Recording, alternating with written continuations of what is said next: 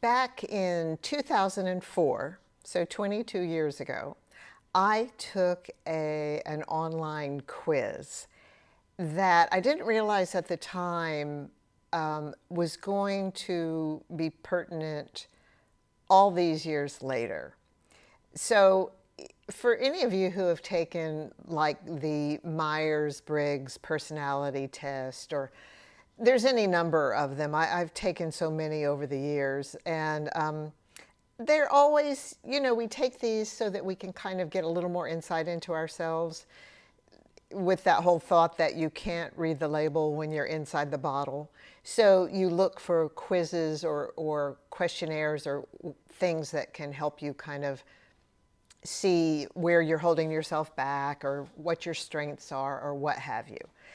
And I took one that the name of it was the VIA Signature Strengths, and it's offered through the University of Pennsylvania. Their I don't know, the psychology department or whatever, but the website, because I think it'd be interesting to go take it and see what you discover.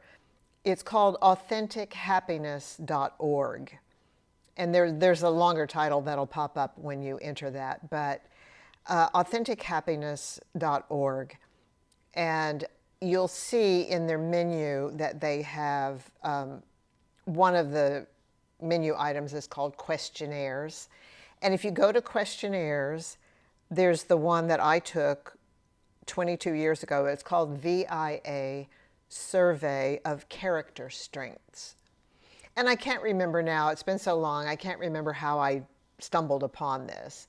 But when I took it, what it'll do is you'll answer these questions and it will give you the 5 things that you rate the strongest in, the things that are kind of integral to who you are.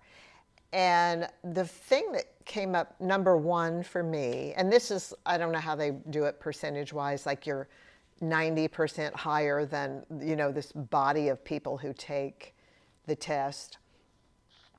But I ranked the highest in appreciation of beauty and excellence.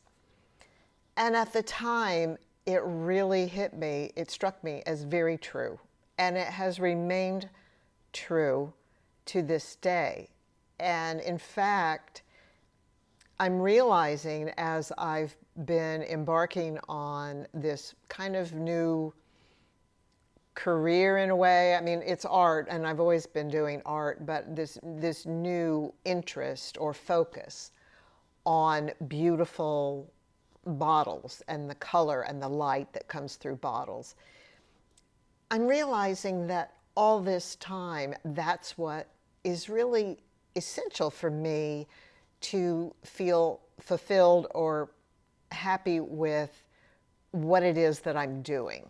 I mean, I've always known that I'm a maker, that I love to create things, and I've always loved to paint. And I have, like many artists and creators, shiny object syndrome. So I'll, put it in front of me and I'll be interested in it. In fact, I think that's one of the other characteristics I ranked high in was curiosity and interest in the world. And so anyway, I feel like looking at that validates in some way this interest I've had in just sheer beauty. When I see a beautiful bottle, there's just nothing rational about it. I love it because it's beautiful and it excites me to paint it or to draw it or, whatever. I'm more excited about it than I was when I did botanical subjects. I mean, who doesn't love a beautiful flower?